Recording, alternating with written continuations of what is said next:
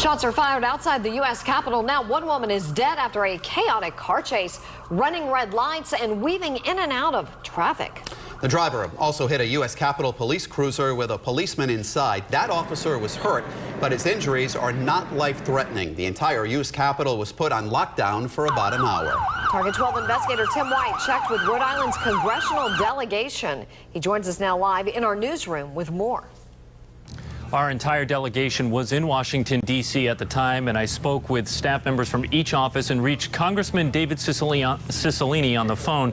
He told me he and his staff were told to lock themselves in their office through an emergency broadcast system. In the midst of the lockdown that shook the U.S. Capitol, members of Rhode Island's delegation and their staffers took to Twitter, touching base with followers. Congressman Jim Langevin wrote, "My staff and I are safe in our office, hoping for a safe outcome for all."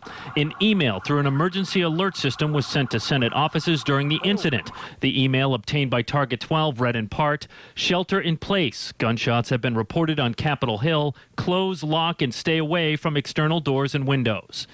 We were locked down when I got to the Foreign Relations office. Rhode Island Senator Jack Reed was in the Capitol along with Senator Sheldon Whitehouse at the time. We spoke to him from Washington moments after the shooting. Well, there were multiple gunshots. I first heard from a police officer who advised me that there were several shots and they were in the vicinity of the Hart office building, and our initial reaction was to take shelter. That was the direction of the Capitol Police and part of their routine and plans that they've developed over the last several years. The email also instructed staffers to have emergency supply kits, including escape hoods. We're told that is in case of a biological attack. The email shows that in the early moments of the incident, very little was known about the threat level of the incident, and Capitol Police were telling everyone to take every precaution. Live in the newsroom, Tim White, Eyewitness News.